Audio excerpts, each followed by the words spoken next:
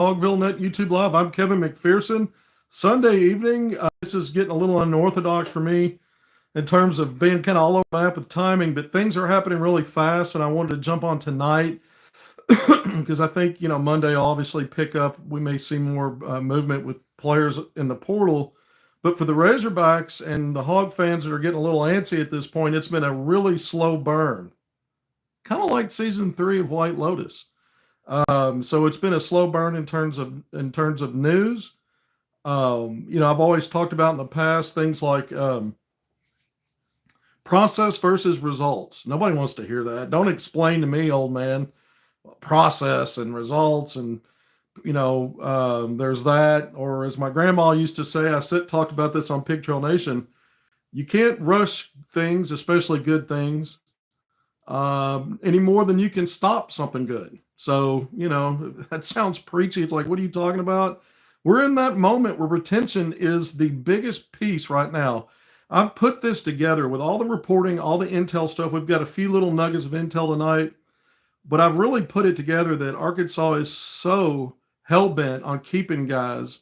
That's where I think the NIL puzzle has really, they're really trying to fill in those pieces. It seems it's not just that it seems obvious, it is obvious. And the only other position of need out of the portal, regardless of what you have in retention now, is going to be the front line. And we may have some traction there coming soon. We've been talking about that with at least one player, maybe two. But they're going to have to get two on the front line. But when I start looking around at what's going on, and some of the intel tonight is that Indiana, there's just a lot of smoke right now, not just on social media, but people that cover basketball in other states and other conferences reaching out to me to talk about it.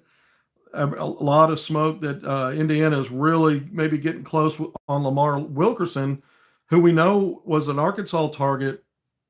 And I think when we look at need, I mean, you got Nelly Davis moving on, Lamar Wilkerson, 6'4", 6'5", could move into that role as a guy you got from the mid-major level who is a volume scorer. On top of that, he's a better three-point shooter on higher volume than Nelly was coming out of Florida Atlantic. But I said from day one, whether you perceive Arkansas to be the leader for an in-state kid, it was always going to come down to NIL. And looking around at what Arkansas has done with NIL, I've really only got 3 names where I thought the NIL offers were strong. One of those is retention, Adu Thero. Another one's a 5-star out of high school, Nate Amit. And the other one was Keyshawn Hall, except Keyshawn Hall had expectations for a role that wasn't diminished in any way, shape, or form. So from what he's used to. And so I don't think Arkansas could deliver on that. I think the other thing is they really pushing chips to the middle of the table for Adu Thero and Nate Amit, and those are positionally similar to what a Keyshawn Hall brought anyway. So there's a logjam there on guys that they were willing to be strong on with NIL. And I think Hall, because I was hearing even before he went into the portal and before the portal technically opened, I think Arkansas, this is now more informative to me based on conversations I'm having with people. They feel better about their chances of getting Thero than maybe they did when they started to, start looking down that Keyshawn Hall path even before the portal opened. I think as it got to the Zoom meeting, as they continue to pursue Nate Amit and maybe get Adu Thero, those are their top 2 priorities. It's clear to me now, but that position's so important that they were willing to pay a high amount to get Keyshawn Hall if they bust on 2. What happened with Nate Amit? He pushed out his announcement date. And I think that is also causing, in a sense like Keyshawn Hall, you can't tell him exactly what your need is there right now. And he went to a school that could. What did I say the other day? One of the last times we were on and brought intel. Auburn's replacing a lot of dudes. They can make promises about a role. Arkansas's got more than one in play, and one of those is a retention piece. So that's one area where retention is speaking very loudly. Here's another one. When we talked about Big Z going to the portal, I said for the longest time prior to that, Arkansas needs to try to retain, assuming that Thero and Boogie Fland are both going to the NBA draft. Well, Fland's done that as expected. Now we're not sure about Thero, but assuming those 2 things, with Nelly and Jonas gone, those are 4 of your 9. Retain the other 5, including Big Z. Do what you can. I could see value in that. Then when he went to the portal and we came on and talked about it, one of the things I said immediately is that I knew for a fact that this was not a situation where you lost a player, and they had something else in the works or in your plans. And so that's not really a loss at that point. Well, I've since gotten some more intel on Big Z's departure. And what I'm told is, and this is a part of the valuation, it's not just about the dollar figures. For him to return, it wasn't just about what's going on with NIL, what's the bump, but it was also a guarantee of a certain role and a certain amount of minutes that Arkansas was unwilling to promise. You can be loyal, but you have to be loyal to the extent where it stops at jeopardizing what you need to do for your team to be the best that you can be. And so my understanding is that was how that parted. Okay, that makes sense to me. It's similar to your conversations with Keyshawn Hall. You're not sure what you can promise and deliver with a role for him. It may not be what he wanted it to be. It obviously was a parting shot for Big Z. That's not something that they're okay with moving on from that based on what the expectation was for him to stay. So it shines a little bit more light on that. And it also shines a light to me when you know Frontline, once Z goes in the portal, is it was already a position of need, but it certainly was when he combined with a doer out, and you're still trying to find a way to keep Trevor in Brazil. But Trevor in Brazil, remember I told you I reported that I had source information that he was lowballed on his retention offer. It's not unusual. You're seeing players go in the portal because their retention offers aren't what they think they should be. We talked about Flory Bedinga. I gave you insight on how all that played out with Bill Self. And I said Kansas may end up keeping him. There's other schools after him. They had to basically double or more than double what their retention offer was. He's out of the portal. A player for San Francisco, Tyrone Riley IV. Arkansas at least did a Zoom with him. Guess what? Today it's reported he's back. He's out. He's getting out of the portal and going back. Magoon Gwath, the big man at San Diego State, the versatile defensive player of the year as a freshman, he went in the portal and came out. You're seeing a lot of players that I think their initial offers aren't where they're comfortable. They're going out and they're forcing the issue on that. So keep an eye on that. We haven't seen Trevor in Brazil do anything yet. Does he try to go and pursue a pro career? The feedback I've gotten isn't great for him to get drafted. He had a great final 9-10 games under John Calipari, and he's been at Arkansas for 3 years, and he's had NIL the whole time. And so if he got a weak retention offer, maybe they've already corrected that before it became news in terms of him jumping in the portal and it splashed all over college basketball. So I'm kind of moving around a little bit here to explain that while retention's important for the Hogs, they are putting more weight and value on certain guys than others. It seems pretty obvious to me that a Due Thero is a hard play for this staff.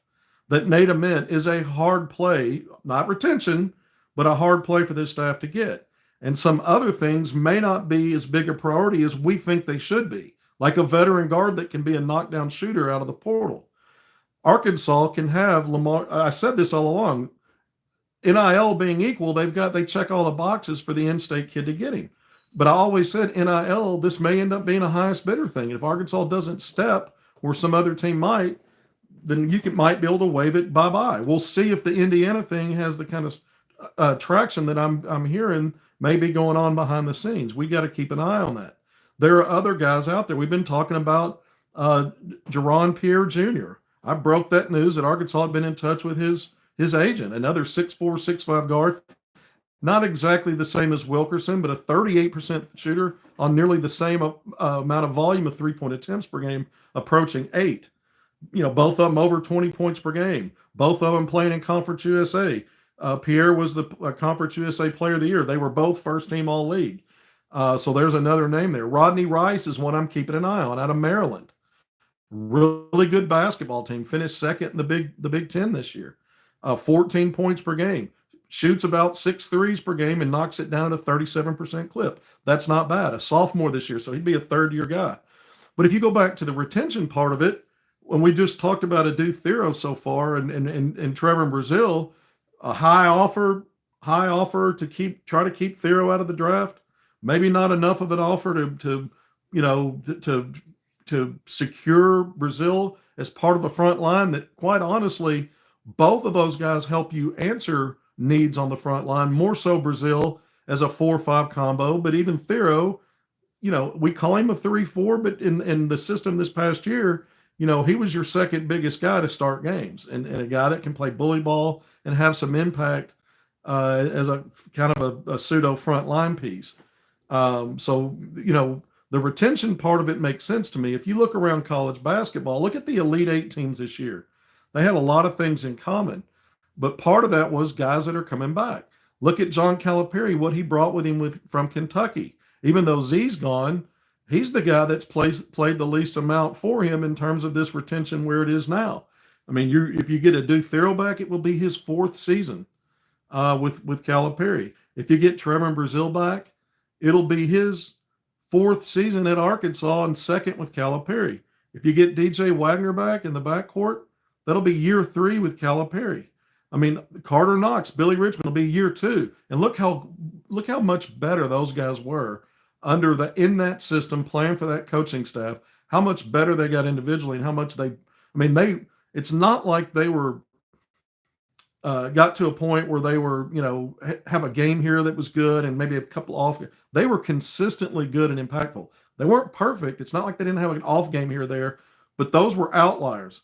And Arkansas was beating quality. It's not like they put up stats against weaker kind of teams. It was against good teams. Arkansas had to beat good teams to get in the NCAA tournament, and then they beat good teams once they got there.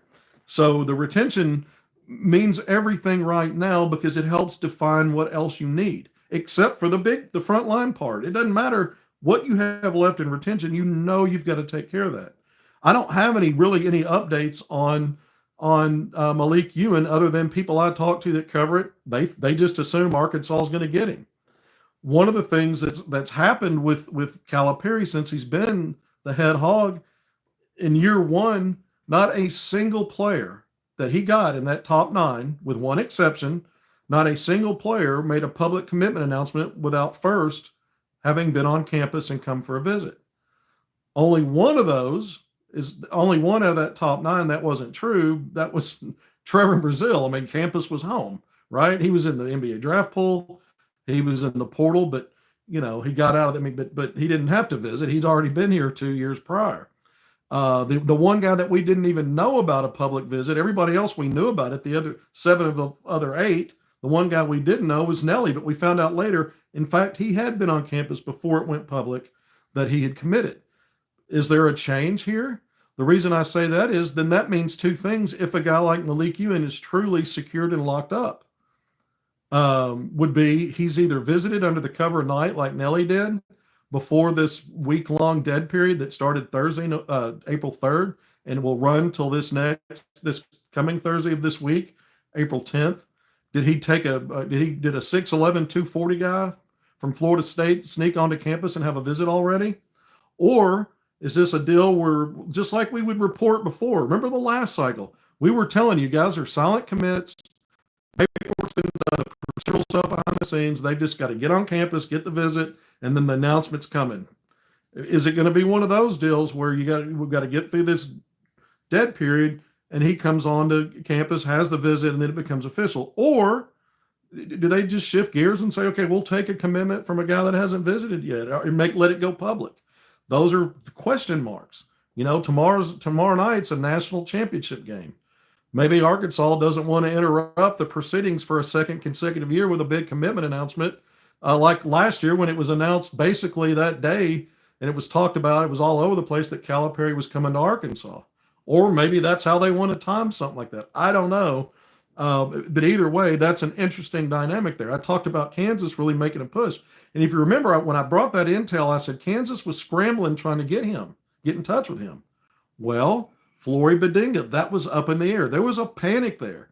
Hunter Dickinson's gone. You might be losing Badinga. You didn't step strong initially to keep him, and that was in flux, right? Indiana, Auburn,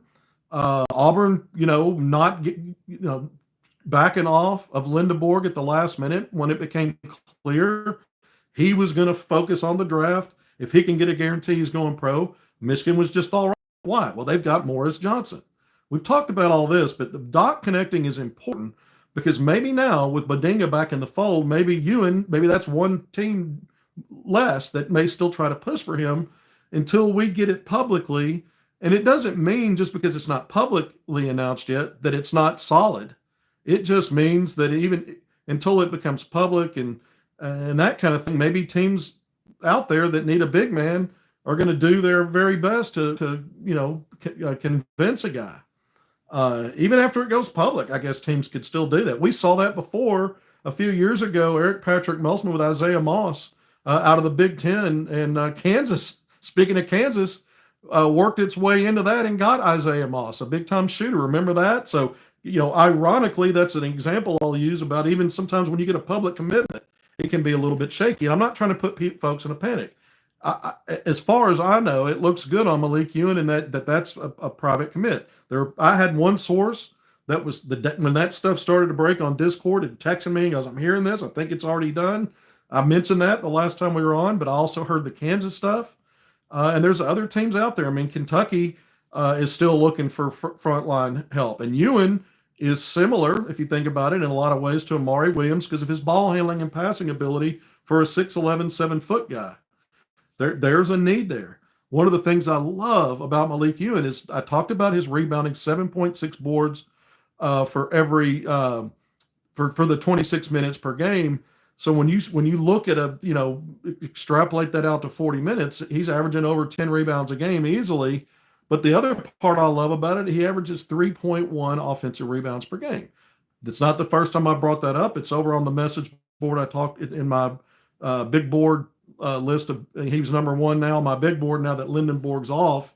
But that was an area of weakness for Arkansas, right? Not only closing out defensive possessions and keeping teams off the offensive glass, but not having enough counter on the other end. I remember Arkansas had to go crazy for once on the offensive glass in that comeback win over Georgia when they were 0-5 in league play. They were down 15 in the second half, and Carter Knox and Adu Thero went absolutely apeshit on the offensive glass. And I was like, whoa, if you can do that tonight in the last 12 minutes, can you keep doing that? Well, Arkansas needs help there. They need big bodies. Ewing fits that bill. He's not a rim protector, but he does average close to 2 assists per game. He's got good handles anywhere in half court to back guys down and to use an array of moves to get to the basket or dump it off to somebody. I like his game. I mean, he's starter value, 14.2 points. I mentioned the 7.6 rebounds, nearly 2 assists, and a really high percentage shooter. He's a finisher, nearly 60% from the field. This to me, if this is a done deal, if it's actually going to happen, this is a win for Arkansas on the front line. But they need more. Arkansas needs more on the front line. Wilkerson to Indiana. Did it come out publicly? Someone just put that. I mean, is that a prediction or has it been announced since I've been on? I checked on it one last time before I came on. I didn't see an official commitment announcement. But it may be just a matter of time on that. But I find it very interesting because I'm hearing more and more. You see it on social media, but it's some of the other folks that I cover, that beat writers for other teams. We share information, and Nick Pringle, you're hearing more of that tied to Arkansas as of late. There's a little bit of something going on there. We'll see. Arkansas contacted him. His name's been in the portal, one of the first frontline guys to do it, and then it's been kind of quiet. That wouldn't surprise me at all. We know just by looking at Jonas Adu, even though he was an all-league performer, Calipari likes guys with SEC experience if he can. I mean, that was how he did his first roster. And if not for injury, and Adu proved worthy of that recruitment by the way he finished the season once he got healthy. So Nick Pringle, although he's not on that caliber coming out of the school he's coming out of, Adu all SEC and helped a team win the league and go to an Elite Eight. Nick Pringle on the worst team in the conference, but he had his best year statistically. He proved that he can help you at the 5, whether he's coming off the bench or in a starting role. He can do it both ways. He was part of a Final Four team. He was 2 years at Alabama, so he was on that team that went to a Final Four a year before last, and had his moments with the Tide. He had some good games there and had some destroyed Arkansas this year on the road game there. So if Nick Pringle, 6'10", he's in that 235, 240 range. He played on a Final Four team, and yep, that's right. Seeing some of the comments here, you know how shaky I am with getting to them. Nearly 20 minutes in. Thank you for joining me on HogvilleNET YouTube Live. I'm Kevin McPherson. We're talking process and results, retention, Right now, it's a slow burn. That's another way of saying it. Retention's the big starting block. It's your foundation. You look around again, the Elite Eight teams, look what they had. They had a multitude of things that Arkansas can get better with. 3-point shooting. I look at the Final Four, but look at the Elite Eight teams like Texas Tech, Alabama, 35% or better from three. All the Final Four teams, I believe, are. Tennessee was at 34%. What do these teams have in common? They got guys they've had in their program for a while, for the most part. Most all of them do.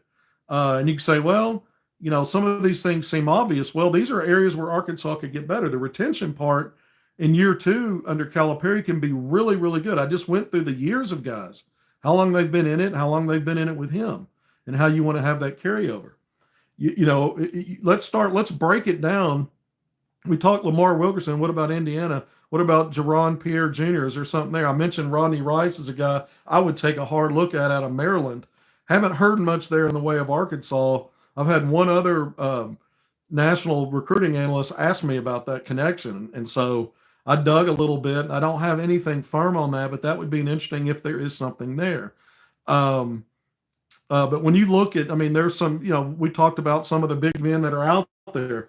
Dave Mara out of UCLA, 7'3", a guy that didn't play a ton of minutes. But when you looked at guys like Connor Vanover, even Zvonimir Ivisic in his 11 minutes per game at Kentucky, and you start looking at their numbers relative to the minutes they were getting, you can see how productive, how much volume of production they put up in a small sample size. And it's interesting, it's always these guys that can do a few things that are over 7 feet. Well, I think most Razorback fans realize the Connor Vanover experiment probably didn't go as well as they would have liked. Obviously, the Big Z situation was on and off. Some of it was really good and helped Arkansas at times. It didn't end well, and we kind of tend to remember how things end. But a guy like Mara, in my opinion, relative in the comparison with those guys, stops at the high production in a small amount of minutes. He's actually, the way he turned his game on at the end of the year, he finished the right way to begin with, became more and more of a force.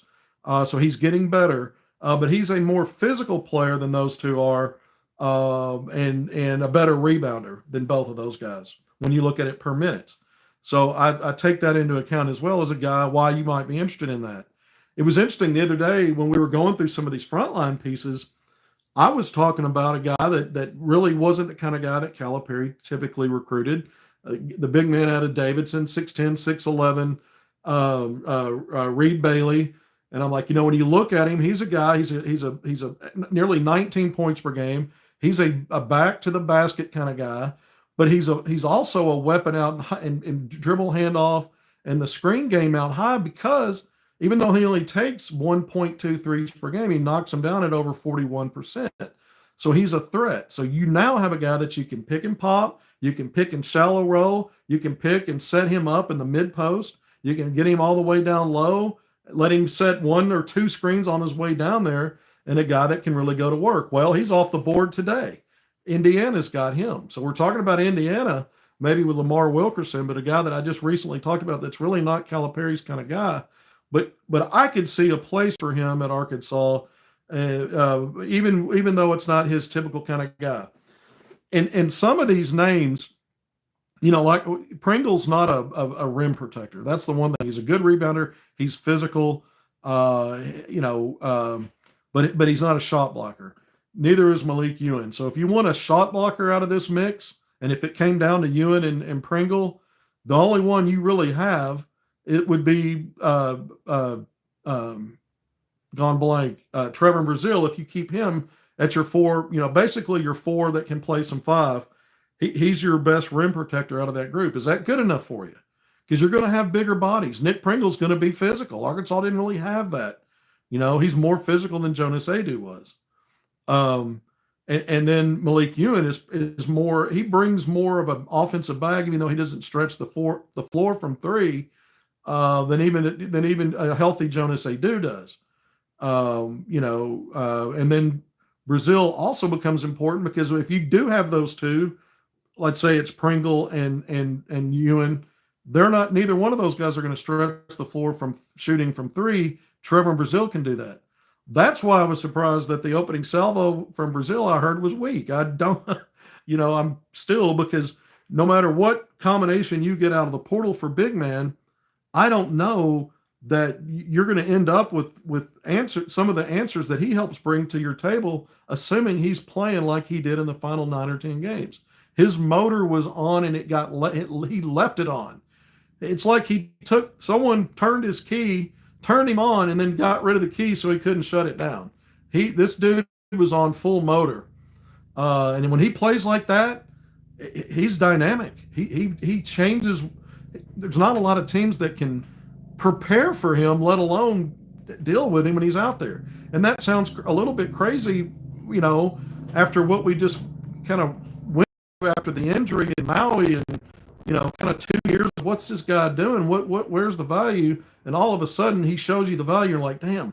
So, it seems to me that they've really gone heavy on Adu Thero and Nate Ament in terms of the bulk of where they want their NIL money to go. And at some point, if you're a Hog fan and you start to believe that, you want it to pay off with both or at least one of those. And if it doesn't, I guess you got plenty of NIL money to go out and get some good players. And there's still plenty of good players out there. We've talked about Jaden Quaintance and Somptu Cyril, two guys that were linked obviously to Calipari. I've got a source telling me that Arkansas will do better. I think there is a helicopter over my house. Could you hear that? I heard it. I heard something. Something was going on. But Quaintance and Cyril would make sense for what your need is. Even if you're getting you, and both of those guys are rim protectors. They're more physical type of guys.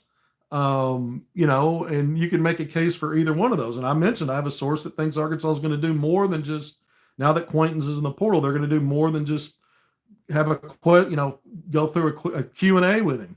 Maybe there's a little more interest there. Maybe it doesn't work out.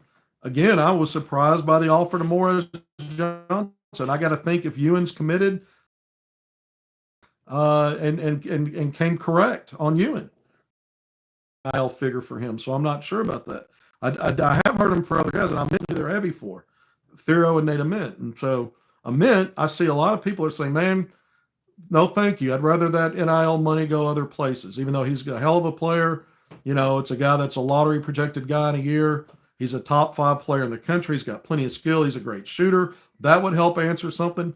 And I talk about his pro comp as a Michael Porter Jr., but let's talk about a college comp right now in terms of a guy that not only Arkansas was after in this time last year, he reclassed from 2025 to 2024, Will Riley, a 6'8", skinny three-point shooter, a really good three-point shooter, who I interviewed at one of the Nike events, talked about his Arkansas interest, top 15 5-star, not quite rated as highly as Nate is in the top 5, but he was a top 15, Riley was-ish, 5-star. He might have jumped inside the top 10 at one point, but he was a big-time shooter, again, a skinny perimeter wing guy. Ended up committing to Illinois and had a good season, 12.5 points per game for the Illini, an NCAA tournament team. So he had a key role on that team. Now, he was a 45 to 50% shooter on the EYBL/high school level. And then when he got to Illinois this year, he was between 32 and 33%. So sometimes those adjustments, especially when you're thin and not as strong, sometimes those adjustments take a while. And in Ament's case, you hope his efficiency will stay better would be better than that in year one on the college level. But body wise and what their superpower is, it's a similarity to make the comparison. But don't forget, Riley also reclassified, so he was even a younger guy. Ament, that's not the situation there. So maybe a little bit more Division I high major ready. But there was a little bit of a just kind of projecting ahead on what the possibilities could be there. The one thing about a Nate Ament is he'll help stretch the floor and impact how defenses cover him and with that defensive gravity that he'll create and help Arkansas's drivers. But when you look at the retention, there's not really any answers there with three-point shooting. And I don't know that you assume that guys like Darius Acuff Jr. and Malik Thomas are going to move the needle for your three-point shooting. maybe Malik. I mean, 38% at overtime elite. This is a different level. There are a lot, his shot selection is going to be real important in terms of, we saw it with Carter Knox. Perfect example of a freshman that really struggled early on to identify what was a good shot and what's not. And he progressed and got where they needed to be. So I feel like this staff will do a good job of helping those guys. But I also like the idea of the veterans that you can bring in that have already proof of concept. They've already done it on the college level. They're older, and they can buy into roles maybe a little quicker if they're not hurt. I mean, that was the hard thing about Judge and Jonas Adu and Nellie Davis. They were dealing with injuries, and so it wasn't about their maturity level or their understanding of the game and what was expected. And that was why they couldn't do what you were expecting, what was expectations were. It was more about the injuries. But assuming guys are healthy, I still think, it's great if you keep DJ Wagner to have a veteran in that backcourt, a combo guy. Yeah, he was better as an on-ball guy, but with Acuff coming in, he's not going to be the main on-ball guy. At best, he's going to share those duties. He means he's going to, and if they're on the court together, it means he's going to have to do a better job in some catch and shoot opportunities or learning how to play off the ball better. It'll be year 3 for him. But I want a veteran. I think Arkansas should want a veteran guy that can score and shoot.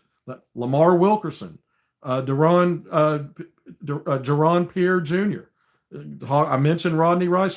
I still think Arkansas needs to identify a veteran guy there. They've been talking to these big wings outside of Thero and Ament. But how much of that have they backed off? Because maybe they think they're getting one or both of those guys. I mean, did Riley the Fourth at San Francisco go back to San Francisco because Arkansas backed off? He had 8 teams that he'd been doing Zoom calls with or had met with. So I don't think that's all about Arkansas. Maybe he got what he wanted to hear for NIL to go back. That's probably had a lot to do with that. Bashir told me he still doesn't have, there are people I guess out there trying to say that he's already had a Zoom with Arkansas. Well, just 2 days ago, maybe he has now, but what day before yesterday? Was it yesterday? They're running together. He told me he hadn't done it yet. That's still in process.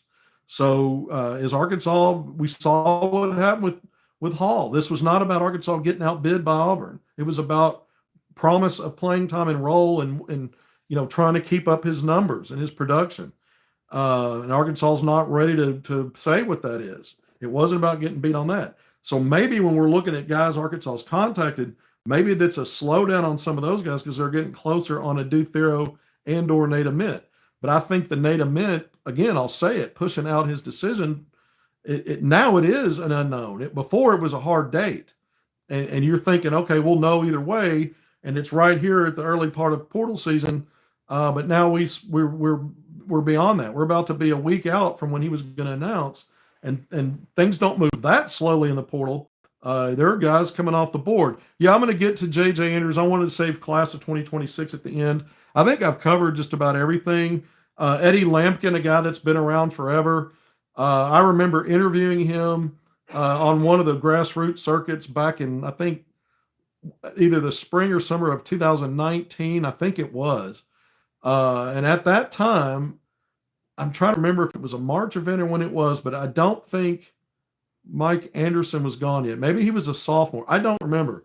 But Mike Anderson's staff kicked the tires on him and was recruiting him.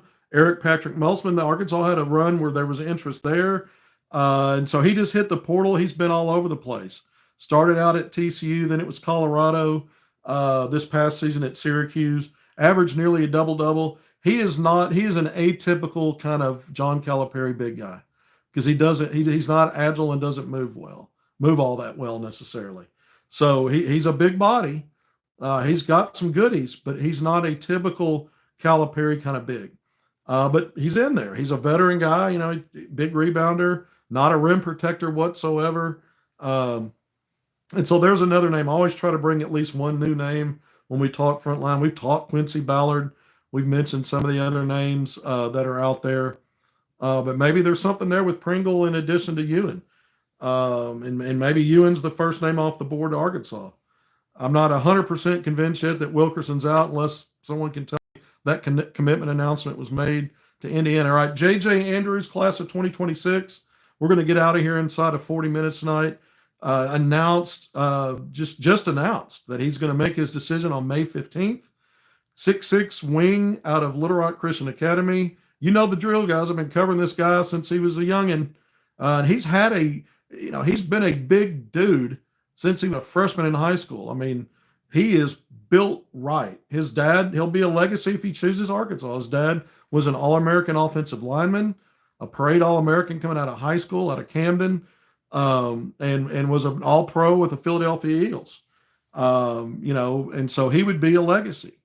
JJ Andrews, again, 6'6", just a powerfully built, high motor. He's been a 5-star for the longest. He got bumped down from, I think, 15th or 16th in ESPN to the 22nd ranking, and now they've got him as a 4-star technically right now, but a guy that's tracking towards a real shot at being a McDonald's All-American. He's taken part in Team USA's junior national team camp over the Final Four weekend. I think they're having that in San Antonio. He helped Brad Bill Elite to the program's first ever on any age group level Nike Peach Jam Championship back in July. He helped that. So this is a guy that's highly decorated. Basically, this year in Arkansas high school basketball at Little Rock Christian, he was the MVP of the 4A state tournament championship as a sophomore. In his junior year, they changed classification to 5A, but he averaged over 30 points and over 10 rebounds per game. But the motor's always on. This guy dives on the floor to win every play that he can possibly win, even when he doesn't have a shot at maybe winning the play. And it's not fake hustle. He believes in himself that much in any given situation that he can win the play, and he does it smartly. And this is a guy that will help you win. I can tell you for a fact, I know this because I have these conversations with the right people. Arkansas is prioritizing him. This is a want for Arkansas. This is not a passing, well, if we get him great, we check a box, we took an Arkansas kid. No.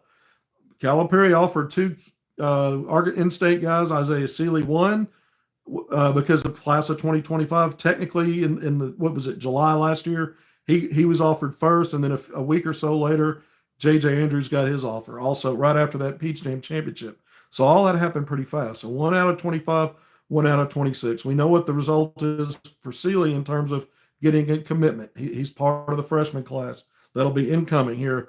God, it's hard to believe it, man. It's, there'll be these new players, whoever they are out of the portal, but especially the high school class, they'll be on campus in May, getting ready for session 1, unless there's something else, some other obligation that they're cleared to not be there that soon, but that'll be the target date. But JJ Andrews, the staff wants him. I know this for a fact, and I think Arkansas is in a great place right now. I'm not going to put a crystal ball that Arkansas gets him just yet. There are a couple of other things that I need to check on regarding that, but Missouri's in the mix. Dennis Gates has been coming hard after Arkansas's best players. He got K. Honor Boateng out of the 24 class out of Little Rock Central. This is a team that's in serious contention. Porter Moser in Oklahoma have prioritized JJ Andrews. Porter, I don't know how shaky his situation is at Oklahoma. You hear different things, but they're in the mix. LSU has been on him. LSU's starting to spend NIL money. Deaton Thomas, whose name I said the other day, and I wasn't sure it was right, out of UNLV, maybe approaching $2.5 million to get him out of the portal. High school guys, it won't be that much necessarily. Some will, but they're stepping up their offers. And who knows what promises are being made for roles. That's the one thing I'm keeping an eye on and got to check on some stuff, because there was a lot of promises made to Counter Boateng that weren't lived up to. Not saying they should have been in terms of what was best for that team, but that's why it's sometimes a problem when you overpromise things to get players. Calipari's not the one that does that. He keeps his promises, even if sometimes you don't think he should. He'll at least keep them. But JJ Andrews, again, I think Arkansas is in great shape here. I know for a fact he's a priority. This is not just we got to offer the in-state kid. Maybe we get him, and if we don't, no sweat off the brow. It's not one of those situations at all. And remember, he took his official visit at the end of December. He attended the Arkansas-Oakland game. A few weeks before that, he was in North Little Rock for Arkansas's win over UCA at Simmons Bank Arena to attend that game. And he's been a guy that that could be a legacy. I mentioned that, but I do think Arkansas is in the lead here. And again, May 15th will come really quickly. The other thing I like about that is he's getting it really out of the way once his final grassroots season gets underway. A lot of times players are using that to move the dial, get more offers, maybe drive up NIL, whatever the motivations are. It's more and more rare to see guys that are 5 stars, top 25 guys committing that soon. And so that's one of the things that's got me a little bit tentative, because I'm wondering, has anybody promised him some kind of a role where he doesn't even want to think about anything else? And if it's John Calipari that's done that, he'll keep his word, and that would be, so it could be a good thing. It could be a reason to go ahead and get it done now. And you don't even worry about what you do in grassroots season. You don't worry about what you do in your final high school season. You don't worry about the portal after that. And you've solidified things. So it could cut both ways. I just want to dig a little bit more and get a little bit more info, because everything else tells me this will end up good for Arkansas. And I think, having covered J.J. Andrews and watching this young man as much as I have even as a ninth grader, even in more casual 5-on-5 situations, he wasn't out there being selfish at all. I mean, he could have his way, and he's making the right pass at the right time. He's playing a team game. And so many of the Arkansas kids do that, from Isaiah Joe to Moses Mooney. It's just, for whatever it is here, don't ever sleep on the in-state part of this in terms of not only the grassroots teams when you get to that level, but even down at the younger ages. I see more and more all the time, consistently, Arkansas kids doing things the right way relative to other places where I see maybe more selfishness. Now, some players, as they mature, they get that out of their system. They figure out, I'm not always going to be the guy. There's only, a few true generational type of players that'll always be the guy, no matter what. But for whatever reason, the most talented Arkansas kids seem to get it early. And JJ's one of those guys. In my opinion, this is the kind of guy that you get on, you slide in, and he's going to help you win. It won't be all about him. And the other thing I really like, just to wrap this up, is the success with guys similar position to him, Carter Knox and Billy Richmond. All you have to do is look at what Calipari's done with those guys. Look at their progress from the start of the season to now. It's another selling point that's right in front of your face since he's been at Arkansas. He can go back. Yeah, he can page it all back and look at what he's done at Kentucky and have plenty of examples. But what are you doing right now? They're talking about my fastball's not there. Really? Take a look at what we're doing here. So I think, Arkansas's in great shape here. I just want to check on a few more things, to feel where I'm at a point where I'm almost absolute, almost to 100% on it. So we'll see what happens, but May 15th comes up really quickly. All right, almost 45 minutes in. I'm going to sign off. Thank you for joining me on HogvilleNET YouTube Live. I'm Kevin McPherson. We're on Commitment Watch. We're on Portal Watch. It's a slow burn. Like Grandma said, man, you can't rush a good thing any more than you can stop it. And that's process and results. At some point, we're going to have the results. They're going to be really good. The answers are coming on the front line. And I hope the retention answers mean you get the 5 you want to keep. Adu Thero, Carter Knox, Billy Richmond, DJ Wagner, and who am I leaving out here? Trevor Brazil. And then if you're going as hard as you are on Nate Ament, then I think as a fan base, we can be torn about that. What's better for you? But if the staff believes it's the right thing, then let's hope they get him. All right, I am signing off this time. Until next time, we'll break in if we need to. Shout out to Grandma Kev. Yeah, my grandma, man. So my dad's mom, that was my favorite person of all time. And she was a twin born on the day that the Titanic sank. So I don't know, there's a little history there for you if you needed it. I always found that fascinating, but my favorite person of all time, Grandma had more wisdom than any of us. Strongest person I ever knew, and a great person. Never heard her complain and never talk shit about anybody. All right, love you all. Thanks for being here. See you soon.